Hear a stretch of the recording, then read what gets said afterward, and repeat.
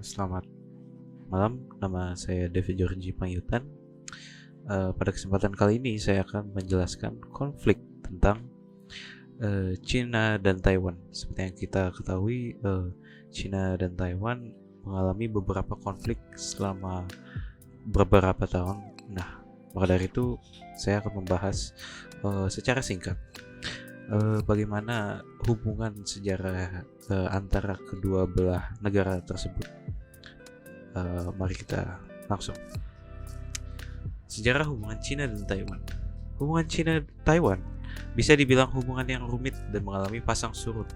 Perebutan kekuasaan pemerintahan antara pihak nasionalis dan komunis di daratan pasca runtuhnya dinasti kerajaan Cina merupakan refleksi obsesi dan idealisme rakyat Cina terhadap wilayahnya.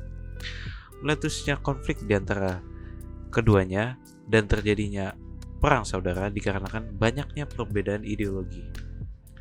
Konflik Cina-Taiwan ini dimulai pasca Perang Dingin. Salah satu isu terpenting ini di kawasan ini adalah konflik Selat Taiwan. Konflik Cina-Taiwan ini merupakan warisan sejarah perang saudara antara Partai Nasionalis Cina atau PNC dan Partai Komunis Cina atau PKC pada tahun 1945 hingga 1949 di daratan Cina. Pada perang sipil tersebut, pasukan PNC ini di bawah komando Chiang Kai-shek menderita kekalahan dan mundur ke pulau Formosa atau yang kita kenal dengan sekarang Taiwan, negara Taiwan itu sendiri. Pada tahun 1926, Cina daratan dikuasai oleh Chiang Kai-shek di bawah Partai Kuomintang atau Partai Nasionalis. Di era pemerintahan Chiang Kai-shek pada saat itu mampu melawan dan mengakhiri penjajahan Jepang yang berlangsung selama 50 tahun. Kai-shek membentuk status pulau tersebut menjadi provinsi Cina. Pada saat itu Cina memperoleh kemerdekaan dari Jepang. Namun, dalam pemerintahan Kai-shek banyak terjadi korupsi dan eksploitasi sumber daya alam Cina daratan setelah rekonstruksi pasca perang dengan Jepang. Industri Cina daratan secara langsung mensuplai kebutuhan Beijing sehingga ekonomi di kepulauan Cina menjadi krisis. Selanjutnya, pengangguran banyak terjadi yang mengakibatkan demonstrasi masif pada tahun 1947 dan berlanjut pada peristiwa teror putih, yaitu pembunuhan sekitar 18.000 sampai 300.000 elit akademik dan elit politik penduduk asli Taiwan di Taiwan oleh Chiang Kai-shek untuk menunjukkan kontrolnya. Kontrolnya ini justru menimbulkan gerakan komunis. Partai Komunis Cina atau PKC yang dipimpin oleh Mao Zedong mengadakan perang kebebasan yang berhasil menaklukkan Partai Kuomintang atau PKMT pada Oktober tahun 1949. Kemudian Mao mengambil alih Cina daratan dengan diproklamirkannya Republik Rakyat Cina atau RRC, dan PKC adalah partai tunggal sah di Cina.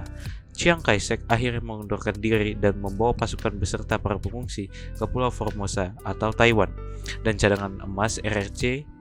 Pada perkembangannya, Chiang menginginkan Taiwan sebagai negara baru yang berdaulat dan tidak berada di bawah pemerintahan RRC. Pasca kemenangan Partai Komunis merebut daratan Cina, Chiang Kai-shek beserta pasukan dan pengikutnya kabur mengasingkan diri, mencari wilayah untuk ditempati dan akan membangun suatu negara yang sesuai dengan visi misi mereka tanpa pengaruh dari komunis. Akan tetapi, usaha Chiang Kai-shek dan pengikutnya kerap digagalkan oleh PKC.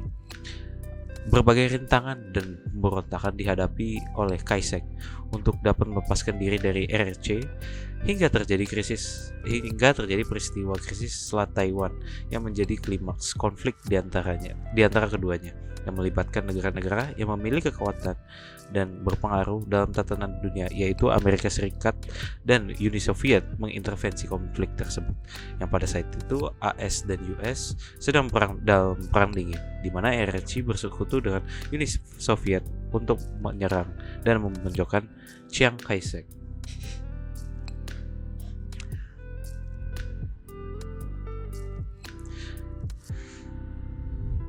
Singkat cerita, setelah era Chiang Kai-shek, setelah pemerintahan Kuomintang berakhir digantikan oleh Lee Teng-hui yang berasal dari Democratic Progressive Party atau DPP.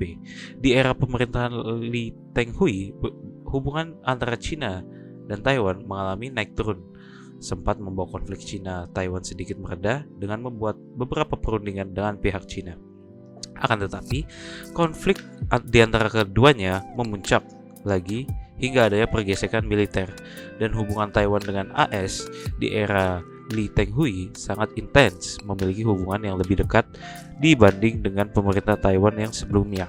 Bahkan pemasukan senjata dan bantuan militer lainnya dari AS sangat intens di era Lee Teng-hui.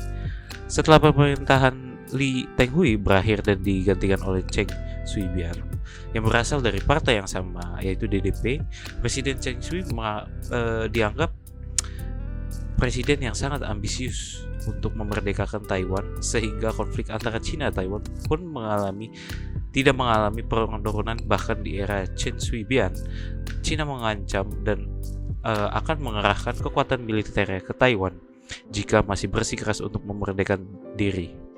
Hubungan Taiwan dengan AS di era Chen meningkat, terutama di bidang ekonomi. Di akhir tahun 2000, Taiwan merupakan pasar penjualan terbesar kelima untuk Amerika.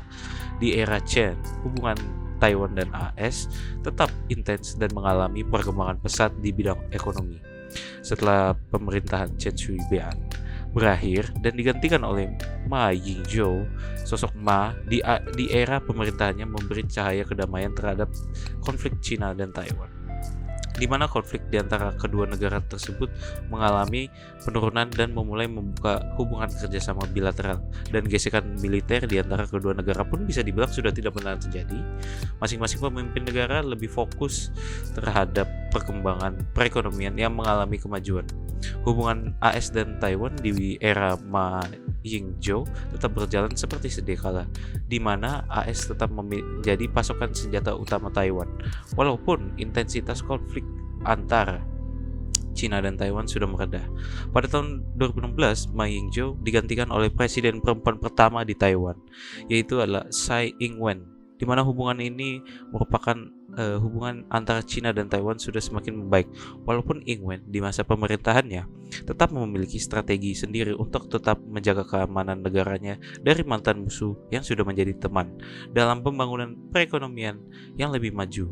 Hubungan Taiwan dengan AS di era Ing-wen pun tetap berjalan dengan baik dan tidak ada tanda-tanda dalam pemutusan kerjasama militer di antara keduanya. Jadi permasalahan yang terjadi di dalam hubungan antara negara Taiwan dan juga negara China ini secara garis besar adalah permasalahan yang menyangkut mengenai posisi kedaulatan negaranya masing-masing. Negara Taiwan yang merasa telah menjadi negara yang telah bebas dan merdeka serta berdiri di atas kedaulatannya sendiri, mendapat pertentangan dari negara China yang memiliki pendapat bahwa negara Taiwan bukanlah sebuah negara yang bebas dan berdiri di atas kedaulatannya sendiri, dikarenakan negara Taiwan masihlah menjadi bagian dari wilayah kedaulatan China. Berkali-kali negara Taiwan menuntut adanya pengakuan eksistensinya sebagai sebuah negara yang sepenuhnya memiliki kedaulatannya sendiri di dalam dunia internasional. Namun hingga pada sekitar tahun pada tahun 1988 hanya terdapat sejumlah 22 negara yang mengakui negara kedaulatan Taiwan. Hal ini juga dipengaruhi oleh faktor menurunnya peran dan partisipasi negara Taiwan dalam hubungan internasional yang diakibatkan kebijakan isolasionisme yang diberlakukan China, yang juga kemudian membuat Taiwan kehilangan posisinya di kursi PBB. Taiwan merupakan negara yang memiliki pengaruh kuat di kawasan Asia. Negara yang memisahkan diri dan memerdekakan diri dari China ini merupakan sebuah pulau di sebelah timur China yang beribu kotakan di Taipei. Secara resmi, memang banyak negara yang belum mengakui Taiwan sebagai suatu negara yang berkedaulatan karena China sendiri melaksanakan One China Policy kepada China, malah membuat aturan main yang ketat bagi para negara yang ingin menjalin dengan negara China menjalin hubungan diplomatik, bahwa tidak boleh menjalin hubungan dengan Taiwan apabila negara lain ingin menjalin hubungan diplomatik dengan Cina. Mungkin untuk tugas UAS pada kesempatan ini hanya sampai di sini saja. Mohon maaf apabila ada kesalahan dan kekurangan. Selebihnya terima kasih. Wassalamualaikum warahmatullahi wabarakatuh.